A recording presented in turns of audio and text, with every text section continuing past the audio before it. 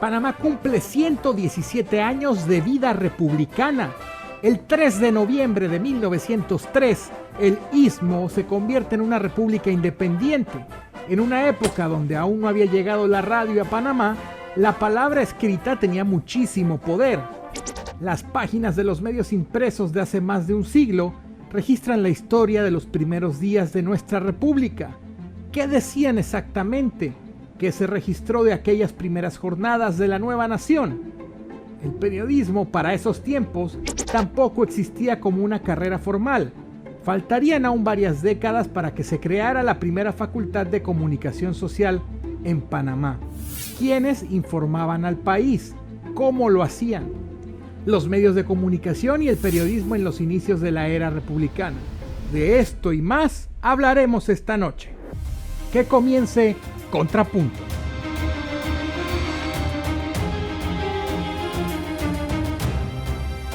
Muy buenas noches, feliz 3 de noviembre. Se celebra un año más de la separación de Panamá de Colombia, el 3 de noviembre de 1903. Felicidades, Panamá. Y aprovechando la ocasión, aprovechando la fecha, un año más de vida republicana, hablemos de cómo eran los medios y qué rol jugaron en esas fechas tan importantes para nuestra existencia como república, como país.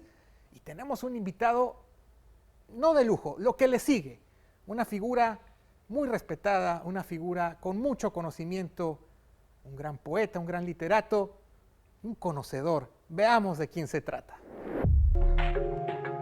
Álvaro Menéndez Franco, literato, periodista e historiador. Su obra literaria recorre el ensayo, la poesía, el cuento y la dramaturgia. También ha ejercido como editorialista. En radio ha participado en diversas emisoras tales como Onda Popular, Radio Tic Tac, KW Continente, Radio Metrópolis, entre otras, como comentarista y analista. Premio Ricardo Miró en la categoría Poesía. También ha sido reconocido en el extranjero por su producción literaria. Don Álvaro Menéndez Franco, un gusto tenerlo con nosotros. Muy buenas noches, bienvenido a Contrapunto. Para mí acompañarlos a ustedes aquí, particularmente a quien tanto estimo, Jesús María. Tú sabes de mi amistad con tu padre y con tu abuelo y con toda la familia ilustre y tan discutida. Y además porque siempre haces una buena labor en que difundes aspectos de la realidad nacional que se han olvidado un poco. Muchas gracias, me honra con sus palabras, don Álvaro, muchas gracias. Don Álvaro, hablemos de medios de comunicación a principios de la República. Conversábamos con usted antes del programa que con algunos colegas historiadores, con algunos colegas suyos historiadores, pues me comentaban que desde su perspectiva los medios no tuvieron un rol, y bueno, los medios en esa época, los medios impresos, que es lo que había, no tuvieron un rol tan preponderante en el tema de la separación de Panamá de Colombia. ¿Cómo lo ve usted? Bueno, discrepo con todo respeto de los colegas, por cuanto ellos son personas muy estudiosas y prestigiosas, pero tengo derecho a la discrepancia porque yo también quemo un poco las pestañas autodidácticamente en esta materia tan apasionante como es la historia nacional. Puedo dar un ejemplo de un periódico, un diario, que 5 meses antes de que el Consejo Municipal de Panamá aprobara la resolución de independencia presentada por el concejal Rafael Aispuro, el Lápiz se llamaba, dirigido por un gran maestro del periodismo panameño, apellido Botello. Ese periódico, el Lápiz, sufre un empastelamiento el 16 de mayo de 1903 porque presenta en la primera página un resumen del injusto fusilamiento del general campesino Victoriano Lorenzo y también porque venía, antes de esa edición secuestrada, planteando la necesidad de que Panamá declarara su separación e independencia de la hermana mayor República de Colombia, por cuanto la guerra civil había devastado el Istmo. El jefe militar de aquella época, que después fue sustituido por el coronel Esteban Huertas, ordenó empastelar las letras de metal con que se armaba a mano el periódico y secuestrar la edición, aunque algunos ejemplares se conservan como un gran documento histórico. Pero también ocurría otro fenómeno. El periódico es empastelado, o sea que se armaba a mano, el ejército entra ahí y desbarata la imprenta, mezcla los tipos para que no se pueda armar muy fácilmente, decomisa gran parte de la edición, pero otra parte sí circuló.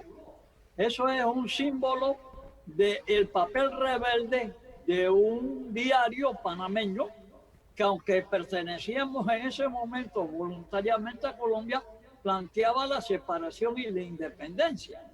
Y después vas a encontrar la misma Estrella de Panamá, con lo conservadora que era e innovadora, porque nace en inglés, después es bilingüe, y en la etapa de construcción del canal por los franceses es trilingüe, sale en inglés, español y francés. También apoya en primera plana la declaración de independencia, el cabildo y todo lo que vino como consecuencia de ese acto separatista del martes 3 de noviembre de 1903. Pero hay una circunstancia que yo quiero señalar, y es que los poetas de la época, los escritores de la época, todos militaban en alguno de los dos partidos históricos que están representados en la bandera nacional, un azul conservador, un rojo liberal, y muchos tenían sus propias publicaciones en que combinaban la lucha por la independencia, la justicia social y sus producciones poéticas y de prosa. Justamente Así, podemos encontrar alguna revista de Gaspar Octavio Hernández donde él planteaba abiertamente la independencia. Vamos a encontrar el Heraldo del Istmo, que lo editaba el coronel Guillermo Andreve. Y claro, en la revista nacional él incorpora el poema prohibido de León Soto, de verdad, que se llama Rojo Simbólico, que le costó la vida a León Soto porque fueron los 30 palos en la espalda por haber leído el poema en un acto público en Santana, que se llama Rojo Simbólico, que él anuncia el nacimiento de la República.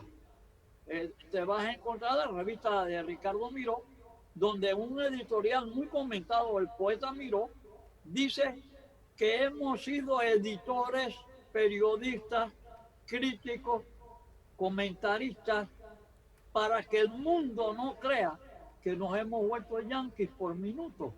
Eso es una cosa tremenda en aquella época, dicha por un poeta de 22, 23 años. Vas a encontrar también la fundación del Diario de Panamá, donde hay unas grandes polémicas de carácter político. Una característica de los diarios de la época y de las publicaciones literarias es unir el pensamiento político de los partidos históricos con el pensamiento literario de nuestros escritores y poetas. Justamente, don Álvaro, ahí quería llegar, que en aquellos años, cuando todavía el periodismo se ejercía de forma empírica, el literato era el periodista también, ¿no? Totalmente, porque no habían escuelas de periodismo. Las escuelas de periodismo se van a fundar primero en México, en los Estados Unidos, en la Argentina, y van a ir algunos periodistas panameños por sus medios o becados, pero la mayoría de los periodistas eran los poetas y escritores, y también los jefes políticos. Belisario Porras era un gran escritor, y se recogieron sus textos literarios en un libro un poco desventurado, muy caro, editado en Costa Rica, que se llama Trozos de Vida, porque la mayoría de la edición se hunde en un barco y solo llegan algunas cajas al istmo, donde conseguir un libro de estos, creo que lo reeditó la Universidad de Panamá, no ya con los colores, sino en blanco y negro, prueba que Belisario Porras en sus polémicas políticas también hacía una parte para sus polémicas literarias y sus producciones poéticas y sus producciones de costumbrismo, porque Belisario Porras se caracterizó en este libro por representar la vida del campesino panameño, a quien él llamaba el orejano. nosotros tenemos, por ejemplo, como dije, a Gáfaro Octavio Hernández. Su editorial responde al poema Canto de a la Bandera. El Canto de la Bandera es un canto que es casi un himno nacional. En el editorial que estaba escribiendo, cuando le vino el vómito de hemotisis en los salones de redacción de la Estrella de Panamá, era el mismo tema, pidiéndole a los extranjeros que dominaban el comercio local en la avenida central que respetaran la bandera panameña y que la exhibieran. Y como te dije, Ricardo Miró en su revista dice que hemos hecho de todo, hemos improvisado ser periodistas sin haber ido a una escuela de periodismo, hemos sido editores que aprendimos a la fuerza para demostrarle al mundo que no somos yanquis por minuto. Y así te vas a encontrar a Demetrio Corsi con una revista muy buena, en donde lo lleva a ser director de la primera biblioteca municipal, que fue la Biblioteca Colón. Entonces, una característica es que los periódicos de la época, que se pueden ver todos en la hemeroteca de la Biblioteca Nacional Ernesto Castillero Reyes, combinan las polémicas literarias con las polémicas políticas. Por ejemplo, el Diario de Panamá, que es uno de los primeros después de La Estrella, presenta la polémica histórica de Nicolás Victoria Jaén, una de las cabezas pensantes del Partido Conservador, con el poeta español residente en Panamá, José María Blázquez de Pedro. Ellos polemizan acerca de la cuestión social. Nicolás Victoria dice que en Panamá no hay cuestión social. José María Blázquez de Pedro dice que en Panamá sí hay cuestión social, sí hay pobres, sí hay campesinos sin tierra, sí hay inquilinos sin casa, sí hay atropello para los humildes. Esta polémica se va a producir en varios números del diario. Pero ese mismo diario, ¿verdad?, que publica esta polémica sociopolítica, te presenta la primera versión panameña de la cucarachita mandinga en la prosa del poeta obrero Federico Escobar. Federico Escobar produce para el Diario de Panamá la cucarachita blanca mandinga, que ocupa media página y que ha sido muy olvidada. Sinan lo va a hacer junto con el maestro de la música nacional, Gonzalo Brenes, en 1937 como una farsa infantil. Se trata de un cuento africano que tiene millones de autores porque ha recorrido el mundo. No se puede acusar de plagio a Escobar, ni a Sinan, ni a Brenes, ¿no? Sencillamente es el saber popular. Pero el periódico que recoge una encendida polémica política de los mencionados Victoria y Blázquez de Pedro, recoge la cucarachita mandinga de Federico Escobar. Don Álvaro, ahora, don Álvaro, yo tengo una duda. Usted me habla de muchas publicaciones, muchas revistas, pero el impacto de la letra impresa en ese momento en la sociedad, ¿cuánta gente tenía la posibilidad de llegar a un texto escrito y de leerlo? ¿Cómo estaba el tema de la alfabetización en ese momento? Yo imagino que los periódicos eran para un grupo muy selecto. Era un grupo aparentemente muy selecto respecto a las revistas, porque eran de bajo tiraje. Pero la circulación de los diarios era relativamente alta. Había muchas suscripciones. La gente recibía el periódico diariamente envuelto porque había pagado por adelantado una suscripción de 6 meses o un año. Entonces, el medio cultural más importante era el diario, pero el diario le abría las páginas a la literatura. ¿Ves?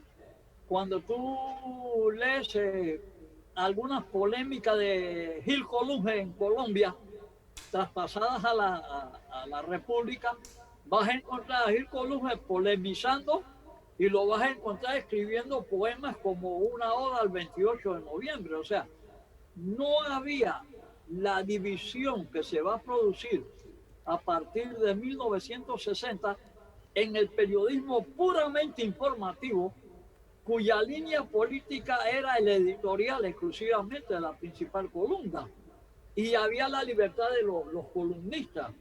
Y algunos periódicos como El País del año 50, tocó defenderlo en la calle con los diputados Marcos Robles y Jorge Llueca, cuando lo iban a decomisar en la Acción Católica en calle Cuarta. Yo era dirigente estudiantil y me sumé al grupo de diputados que lo salió a repartir antes que lo decomisara la policía secreta. El País era la mitad informativo y polémica política, pero también literatura. Tenía una página de literatura a cargo de Mario Alvarado, que era presentada todos los sábados. ¿Y los periódicos? El semanario Mundo Gráfico, cuyo propietario después fue presidente de la República, don Ernesto de la Guardia Navarro, él tenía secciones enteras a cargo de Rogelio Sinán. ¿Y los periódicos llegaban al interior del país? ¿Los periódicos eran un fenómeno de la capital solamente o también tenían repercusión en las demás provincias? No, los periódicos desde el principio comenzaron a tener circulación nacional y tenían corresponsales en las ciudades principales del país. Había corresponsales en David, en Chitré, en Santiago, en Las Tablas. En el Darién habían corresponsales, en Colón. En Colón sale, por ejemplo, un semanario literario político llamado Calle Sexta. Y salen revistas también. Tú vas a tener una revista de historia muy importante que sigue saliendo ahora como un suplemento que se llamaba la revista Épocas, que es el que quiera conocer desde la fundación del 3 de noviembre de nuestra república hasta este momento, tiene que revisar la colección de Épocas y va a encontrar la vida de, digamos, las clases de que hablaba Velázquez de Pedro, las clases dirigentes del país. Casi no están los obreros ni los campesinos, pero están las clases medias y las clases del Club Unión, un club que comenzó en 1913, sustituyó al Stranger Club que se fue a Colón, y ahí la revista recoge la unión de las familias que desarrollaron la República. No las voy a calificar políticamente como lo hizo después y aprendimos todos Carlos Iván Zúñiga en el diario La Hora. Sencillamente señalo los hechos objetivos para hacer esto sumamente respetuoso con el programa, contigo y con los panameños. Por supuesto. Entonces tú te vas a encontrar la revista Nueva. La revista Nueva la va a dirigir un gran poeta conservador como fue Salomón Ponce Aguilera, quien presenta la guerra civil en favor de los conservadores. Un libro que ahora se ha extinguido. Y también contribuye a la literatura con unos cuentos, unos ambientados en Bogotá y otros acá en el interior, en Coclé. Es muy famoso, Salomón Ponce Aguilera. Te vas a encontrar que el poeta Ricardo Miró fue el secretario durante un año del coronel Esteban Huertas antes que disolvieran el ejército. Miró tenía 22 años y le escribía los manifiestos y los documentos y todo al coronel Huertas, siendo Miró un liberal por familia, descendiente del que declaró la independencia en el siglo XIX, el 15 de noviembre de 1821, en Natal de los Caballeros. Miró descendía de Gómez Miró, que después murió exilado en el Ecuador. Y Gómez Miró también publicaba hojas volantes literarias y políticas para todo el interior del país. Y don Álvaro, ¿cómo fue la cobertura los días después? Es que como había represión. ¿Cómo fue la cobertura los días después? Después del 3 de noviembre, 4, 5, los días posteriores, ¿qué decía la prensa, qué decían los medios sobre lo que acababa de acontecer? Estaba en primera plana en la resolución del Consejo Municipal y a la firma en apoyo de esa resolución que se hizo todo el día del 4 de noviembre en la Plaza de la Independencia, en Catedral, porque el presidente del Consejo Municipal esa noche es que Demetrio Anchevrit era un periodista y sale de ahí y se va a la imprenta de la Estrella de Panamá, que era muy cercana en Avenida Sur, y él hace que le confeccione unos 50 libros de papel, ¿verdad? Con estos 100, 150 páginas grandes, y los lleva al cabildo al día siguiente a partir de las 10 de la mañana, y el pueblo panameño se va dirigiendo al parque a firmar en apoyo. No sé quién conserva los libros, porque se firmaron con una gran mayoría de ciudadanos apoyando. Eso es un documento importante. Del martes en la noche. Esto ocurre el miércoles 4, y es un periodista de Metro Chevry que une la lucha política con su vocación periodística, periodista autodidacta, para los álbumes y la firma de sustentación de los vecinos de la ciudad de Panamá. Eso es un hecho inédito. Y no sé, me duele no saber dónde quedaron los libros, porque se llenaron. Incluso hubo menores de edad, no eran ciudadanos, y fueron y firmaron porque querían adherirse, ¿no? Estos son hechos históricos un poco olvidados, pero yo que me meto a veces en la hemeroteca de la Biblioteca Nacional, y cuando estaba al lado de la presidencia, y cuando estaba Demetrio Corsi en el Consejo Municipal en la planta baja con la Biblioteca Colón, yo me fugaba de la Escuela República de México para ir a leer a la Biblioteca Colón. Ahí está la historia de Panamá al servicio de la comunidad. Incluso hay periódicos de la época de Colombia, ahí están bien empastados, y ahora se están fotografiando, se están haciendo los rollos de permanencia. Don Álvaro, vamos a hacer la primera pausa, en Contrapunto, y regresamos para seguir conversando sobre el tema. ¿Le parece bien? Estoy encantado. Por supuesto, entonces ya lo sabe, vamos a hacer un cambio comercial, así que regresamos a Contrapunto. Ya volvemos.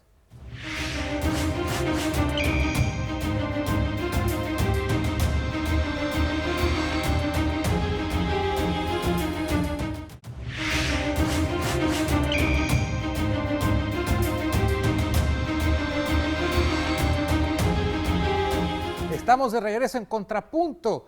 Tenemos el honor de contar con la presencia de Álvaro Menéndez Franco. Estamos hablando de los medios de comunicación en los inicios de la República, aprovechando que es 3 de noviembre.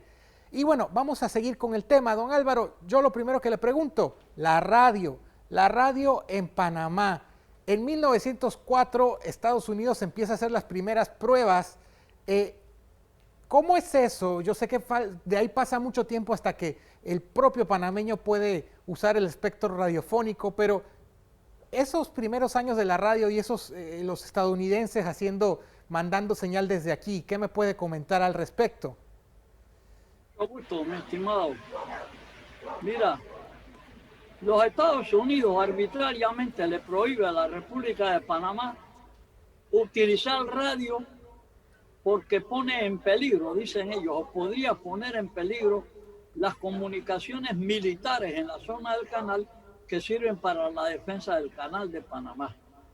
Por esa razón, los Estados Unidos comienzan a tener comunicaciones militares exclusivamente dentro de lo que fue el territorio de la zona del canal, y ahí por la Segunda Guerra Mundial ellos van a instalar su primera estación de radio para divertir a los soldados con música y programas que vienen de allá de la Unión Norteña, y en el 60 se van a proyectar también en la televisión.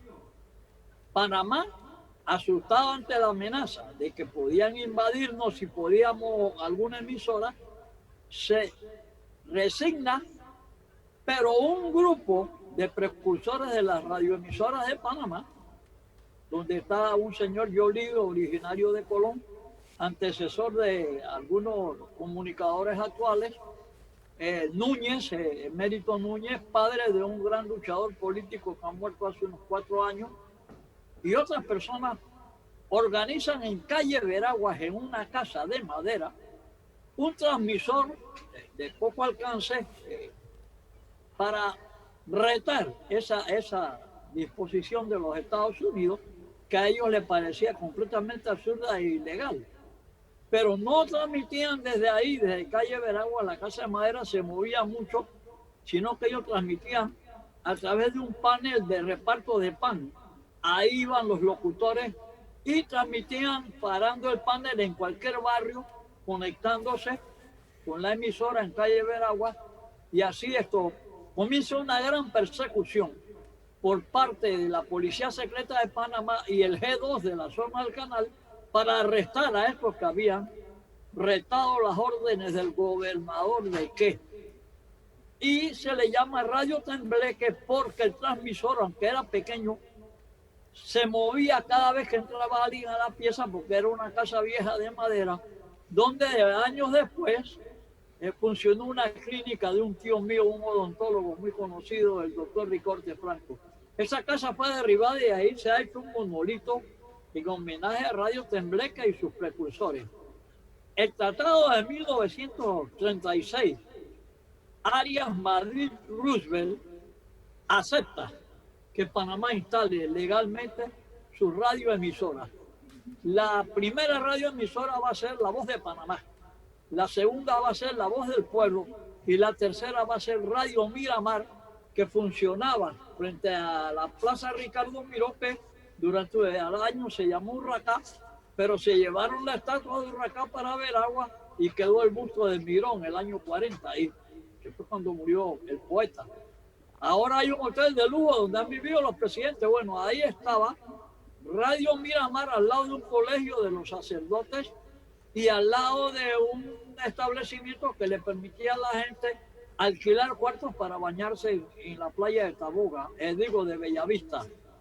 Entonces, Radio Miramar después se cambia de ahí, de la orilla del mar, a Vía España, donde funcionó hasta el año 65. Y van a surgir emisoras muy interesantes, como HOQ y HOQQ, en el Callejón de la Coda, entre Avenida Central y este establecimiento de fotografía muy famoso. Esta emisora es colocada en acción por dos exilados españoles que le abren los micrófonos a todo el que quiera opinar, sujetándose a las normas legales. Va a surgir la HONZ de tendencia arnulfista o seguidora del partido arnulfista en Calle J. Esta es una emisora que va a ser atacada. El 10 de mayo va a haber un intercambio de disparos y va a haber locutores heridos y policías heridos en este intercambio de disparos.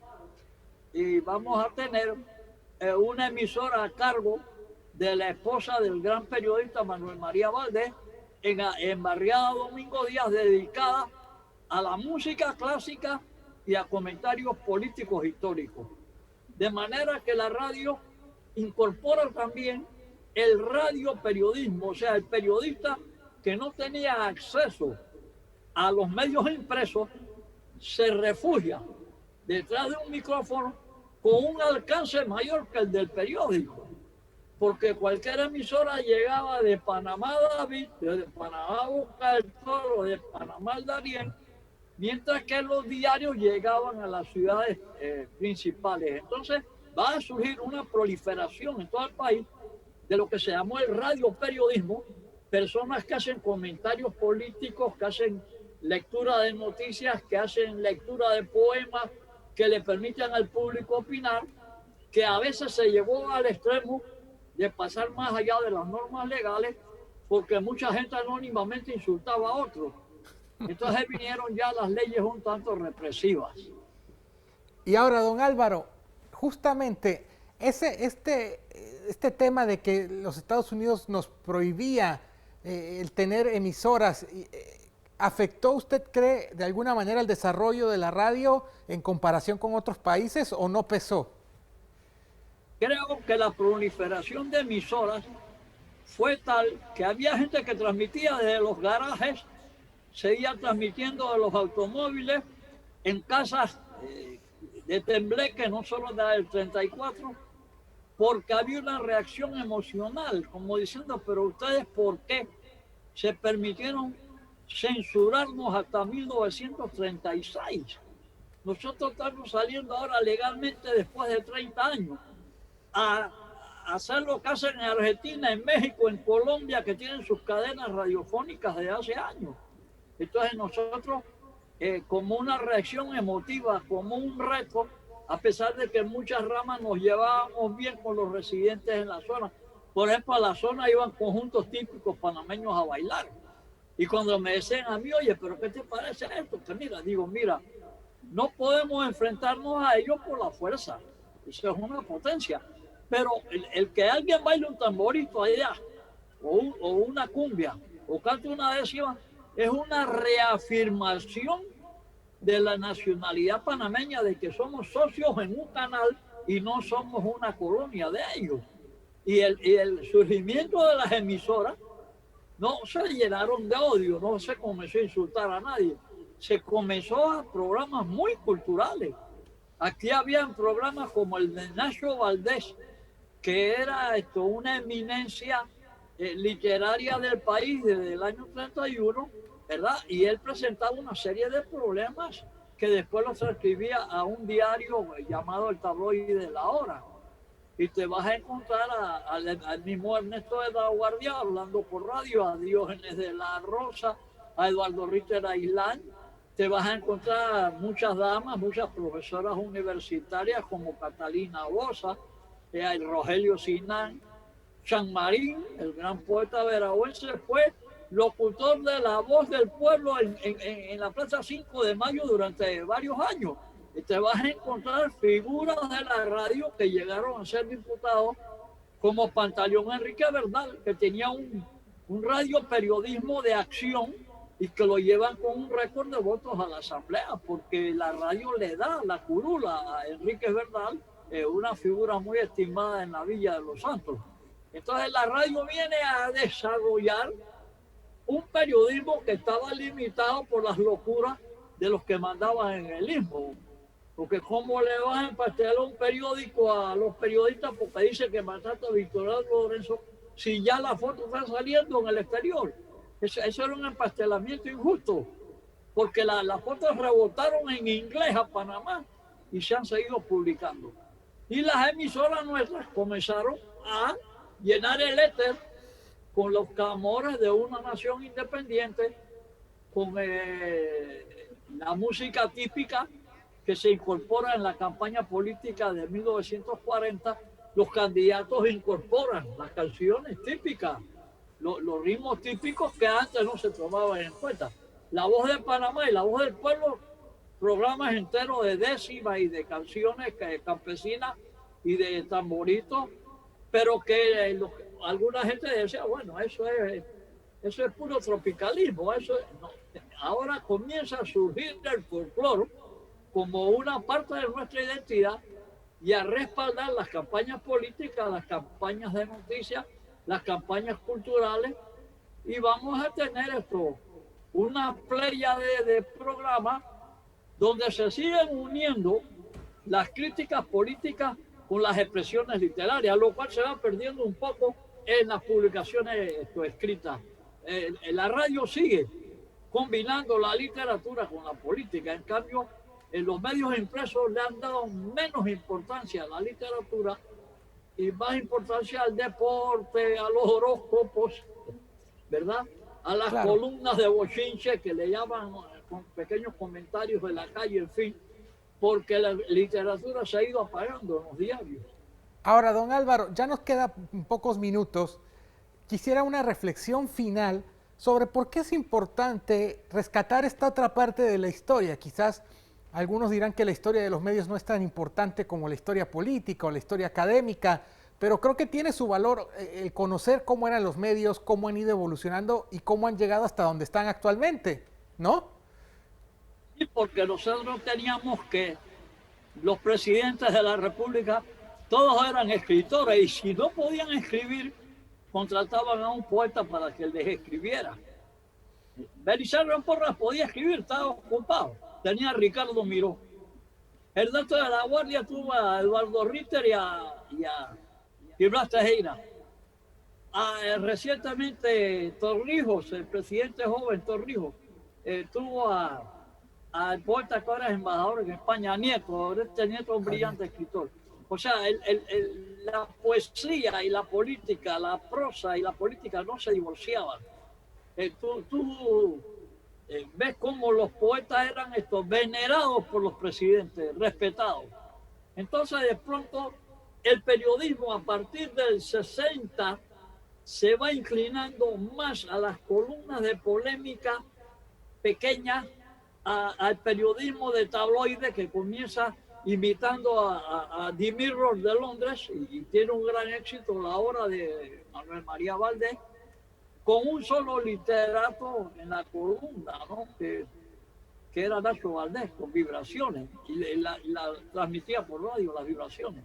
Y es muy importante que en esta revisión, que yo me permito aportar sin ser el que más sabe de esto, pero he gastado algunas pestañas, que las nuevas generaciones en las escuelas de periodismo, en la facultad, profundicen en esto. Porque sencillamente tú vas a encontrar que el poeta Corsi, cuando lo destituyen de su embajada en Jamaica, regresa, él entonces comienza a editar un semanario jocoso, un semanario de humor que se llamó el Flashlight, la linterna de mano. Y de eso vive. Él vive del Flashlight porque los libros de poesía se venden poco. Pero combina la poesía con el Flashlight, la crítica política, y es una publicación que se debía estudiar en la facultad y no se estudia. Yo estuve en una conferencia de la Facultad de Comunicación Social de la Ilustre Universidad de Panamá, y cuando declamé esto, un verso de Corsi, la gente se quedó sorprendida, porque Corsi, en un recorrido que hace por los Estados Unidos después que pierde el consulado en California, él se va hasta Nueva York y va a ver la Estatua de la Libertad. Y él escribe un poema que ya no se publica, que dice: Estatua de la Libertad, tu luz no es para el sur, córtate el brazo. Don Álvaro, le agradezco muchísimo que nos haya acompañado, le agradezco muchísimo que haya estado con nosotros. Creo que ha sido una plática muy amena, hay mucha información, hay mucho aún más que conversar. Le agradezco su tiempo, le agradezco la paciencia y la compañía. Que tenga una excelente noche.